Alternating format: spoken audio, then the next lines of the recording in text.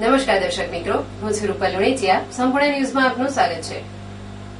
જોઈએ આજના મુખ્ય સમાચાર. વડગામ ખાતે જનતા દરબારમાં ધારાસભ્યની સરખામણી ડફોળ વિદ્યાર્થી સાથે કરાઈ.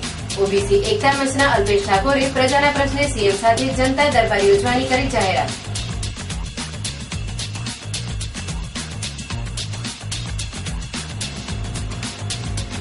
ગર્ગાચાર્ય પરિવાર દ્વારા યાત્રાધામ અંબાજીથી સ્વચ્છતા ઝુંબેશનો પ્રારંભ કરાયો. અતિ પછાત જાતિ વિકાસ નિગમના ચેરમેન પ્રવીણ પંડ્યા રહ્યા હાજર.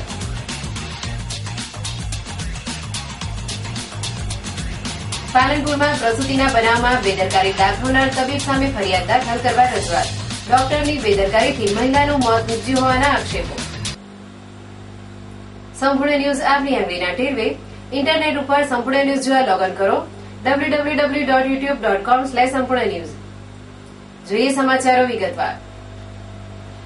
બનાસકાંઠામાં કોંગ્રેસના લોકદરબાર આજે વડગામ ખાતે ઓબીસી એકતા મંચ દ્વારા લોકોના પ્રશ્નોને વાચા આપવા અને ધારાસભ્યની કામગીરીના લેખાજોખા કરવા માટે જનતા દરબાર યોજવામાં આવ્યો હતો, જેમાં વડગામ ધારાસભ્ય મણિભાઈ વાઘેલાને આમંત્રણ આપવામાં આવ્યું હોવા છતાં તેઓ ગેરહાજર રહેતા ઓબીસી એકતા મંચના અધ્યક્ષ અલ્પેશ ઠાકોરે વડગામ ધારાસભ્યની ડફોળ વિદ્યાર્થી સાથે તુલના કરી હતી.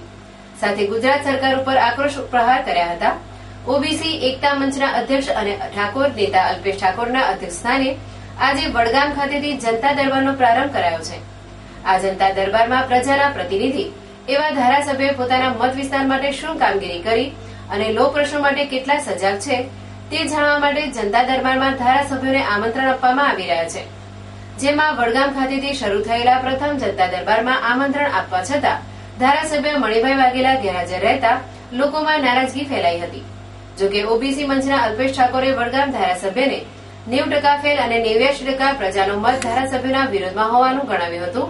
તેમજ ખુલ્લા મંચ ઉપર જનતાના પ્રશ્નોનો જવાબ આપનાર ધારાસભ્ય મણિભાઈ વાઘેલાની એક ડફોળ વિદ્યાર્થી સાથે તુલના કરી હતી. આ જનતા દરબારમાં અલ્પેશ ઠાકોર દ્વારા ગુજરાત સરકાર ઉપર પણ પ્રહાર કરવામાં આવ્યા હતા, જેમાં સરકાર વ્યસન મુક્તિનો કાયદો લાવવામાં અને ખેડૂતોને સિંચાઈનું પાણી આપવામાં નિષ્ફળ નીવડી હોવાનું જણાવ્યું હતું.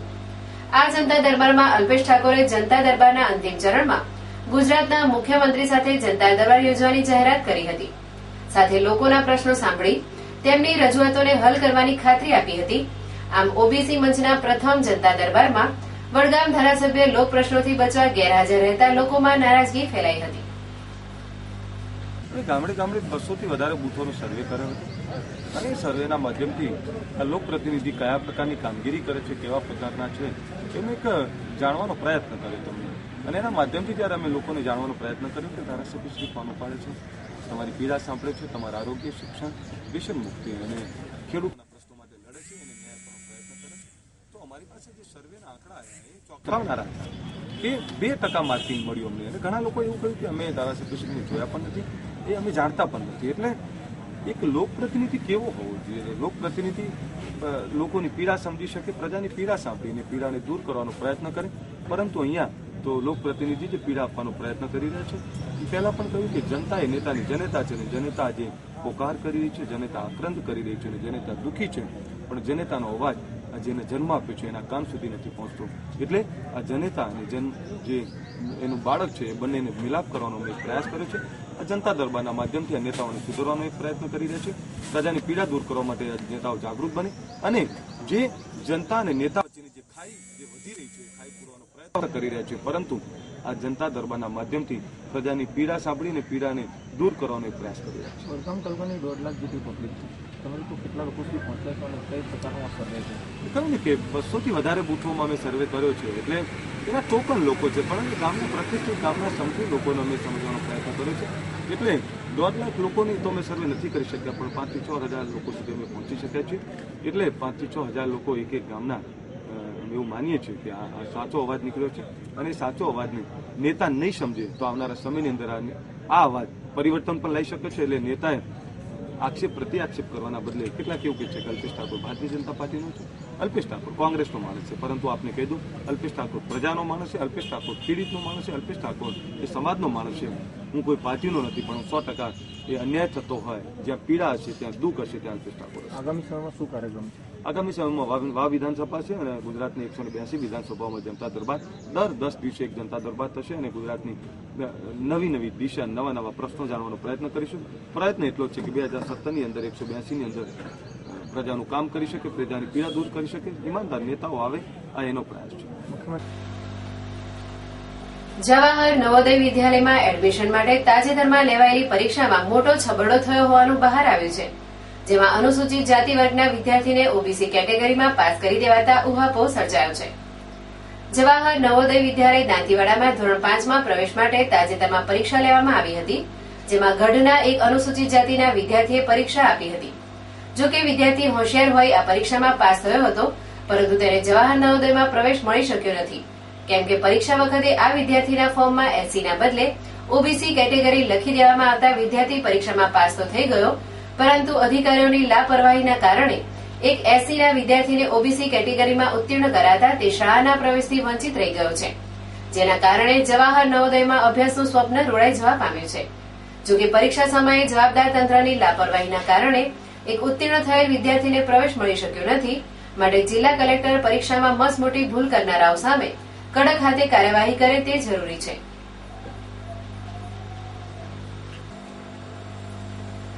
ગરગાચાર્ય પરિવાર બનાસકાંઠા દ્વારા ઐતિહાસિક સામાજિક ક્રાંતિ અભિયાન અંતર્ગત યાત્રાધામ અંબાજી ખાતેથી સ્વચ્છતા ઝુંબેશનો પ્રારંભ કરાયો છે.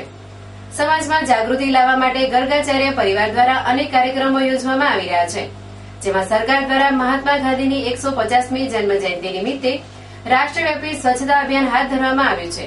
ત્યારે લોકો સ્વચ્છતા માટે કેળવાય અને ગુજરાતના યાત્રાધામો ગંદકી મુક્ત બને તે માટે ગરગાચાર્ય પરિવાર બનાસકાંઠા દ્વારા યાત્રાધામ અંબાજીથી સ્વચ્છતા અભિયાનનો પ્રારંભ કરાયો છે. સુપ્રસિદ્ધ યાત્રાધામ અંબાજી ખાતે ગુજરાત સરકારના અતિ પછાત જાતિ વિકાસ નિગમ ગાંધીનગરના ચેરમેન પ્રવીણભાઈ પંડ્યાના અધ્યક્ષસ્થાને સ્વચ્છતા ઝુંબેશ યોજાઈ હતી. આ પ્રસંગે અંબાજી ગ્રામ પંચાયતના સરપંચ રાધાબેન તેરમા, અંબાજી ભાજપના મહામંત્રી સુનિલ બ્રહ્મભટ્ટ, વડગામ ભાજપના ઉપપ્રમુખ અશ્વિન સક્સેના, અરુણ સાધુ, ગરગાચાર્ય પરિવારના પ્રમુખ ગિરીશભાઈ જોશી સહિતના આગેવાનોની ઉપસ્થિતિમાં અંબાજી બસ સ્ટેન્ડ સહિતના જાહેર માર્ગો ઉપર સફાઈ કામ હાથ ધરાયું હતું. આ પ્રસંગે અતિ પછાત જાતિ વિકાસ નિગમના ચેરમેન પ્રવીણભાઈ પંડ્યાએ ગરગાચાર્ય પરિવારની સ્વચ્છતા પહેલને આવકારીને અભિનંદન પાઠવ્યા હતા.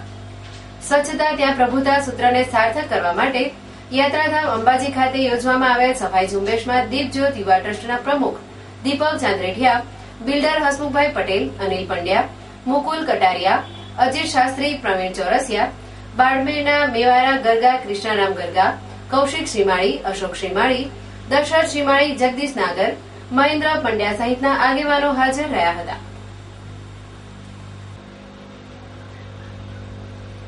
ધોરણ 11 વિજ્ઞાન પ્રવાહના બિન અનામત કક્ષાના આર્થિક રીતે નબળા વર્ગના એટલે કે ઈબીસી વિદ્યાર્થીઓને આર્થિક પછાત વર્ગનું સક્ષમ અધિકારીનું પ્રમાણપત્ર રજૂ કરેથી સરકારી ગ્રાન્ટેડ નોન ગ્રાન્ટેડ શાળામાં પ્રવેશ આપવામાં આવશે.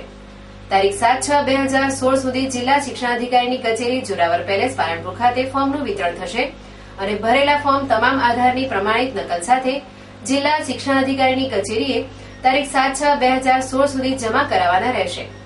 તારીખ 7/6/2016 પછી આવેલ ફોર્મ કોઈપણ સંજોગોમાં સ્વીકારવામાં આવશે નહીં, તેમજ કચેરી સમય દરમિયાન અને રજાના દિવસો સિવાય ફોર્મ સ્વીકારવામાં આવશે તેમ બનાસકાંઠા જિલ્લા શિક્ષણાધિકારીની કચેરી પાલનપુર દ્વારા જણાવાયું છે. તારીખ 11/6/2016 રોજ રાષ્ટ્રીય કાનૂની સેવા સત્તામંડળ નવી દિલ્હી તથા ગુજરાત રાજ્ય કાનૂની સેવા સત્તામંડળ અમદાવાદના માર્ગદર્શન હેઠળ જિલ્લા કાનૂની સેવા સત્તામંડળ પાલનપુરના ઉપક્રમે પાલનપુર, ડીસા તથા દિયોદરની સેશન્સ કોર્ટમાં એપીએમસીના કેસોને લગતી 5મી નેશનલ લોક અદાલતનું આયોજન કરવામાં આવ્યું છે, જેમાં કોઈ પણ પક્ષકાર ભાઈ બહેનો તેમના સમાધાન પાત્ર કેસ સમાધાન માટે મૂકવા માંગતા હોય તેઓ જાતે તથા તેમના એડવોકેટ મારફતે તેમના કેસોની વિગત સહિત સુપ્રિન્ટેન્ડન્ટ જિલ્લા કાનૂની સેવા સત્તામંડળ પાલનપુરના સરનામે સંપર્ક કરવો તથા તાલુકા કોર્ટના કેસો માટે જે તે તાલુકાની તાલુકા કાનૂની સેવા સમિતિની ઓફિસનો સંપર્ક કરવા જણાવાયું છે. પાલનપુરની એક ખાનગી હોસ્પિટલમાં પ્રસૂતિ માટે દાખલ કરવામાં આવેલી એક મહિલાનું તબીબની બેદરકારીના કારણે મોત નીપજ્યું હોવાની રાવ ઉઠી છે, જે મૃતકના પતિએ તબીબ વિરુદ્ધ ફોજદારી કાર્યવાહી કરવા માટે પાલનપુર પૂર્વ પોલીસ મથકમાં લેખિત ફરિયાદ આપી છે. બનાવની વિગત કંઈક એવી છે કે વડગામ તાલુકાના વેસા ગામની 30 વર્ષીય મહિલા રમીલાબેન જગદીશકુમાર પ્રજાપતિને પ્રસૂતિની પીડા ઉપડતા તેમને તારીખ 9/5/2016 રોજ પાલનપુરના ડેરી રોડ ઉપર આવેલ ગર્લ્સ હાઈસ્કૂલ સામેની ડોક્ટર ભાવેશ એમ નાયકની Parth woman and child care હોસ્પિટલમાં એડમિટ કરાઈ હતી, જ્યાં મહિલાને બ્લીડિંગ શરૂ થતા તબીબને અનેકવાર જાણ કરવા છતાં તબીબ દ્વારા પ્રસૂતાની દરકાર લેવામાં ન આવતા પ્રસૂતાએ પીડા વચ્ચે બાળકીને જન્મ આપ્યો હતો. બાદમાં મહિલાની તબિયત લથડતા તેને બીજી હોસ્પિટલમાં ખસેડાઈ હતી, જ્યાં તેનું મોત નીપજ્યું હતું. આ બનાવમાં ડોક્ટર ભાવેશની બેદરકારી બદલ મૃતક રમીલાબેનના પતિ જગદીશકુમાર પ્રજાપતિએ પાલનપુર પૂર્વ પોલીસ મથકે ડોક્ટર વિરુદ્ધ ફરિયાદ દાખલ કરવા લેખિત રજૂઆત કરી છે અને ન્યાયની માંગ સાથે ઉચ્ચ કક્ષાએ લેખિત રજૂઆતો કરવામાં આવી છે. આમ પાલનપુરના ગાયનેક તબીબ સામે પોલીસ ફરિયાદ દાખલ કરવા રજૂઆત તબીબી આલમમાં ફફડાટ ફેલાઈ જવા પામ્યો છે. આ હતા અત્યાર સુધીના સમાચાર.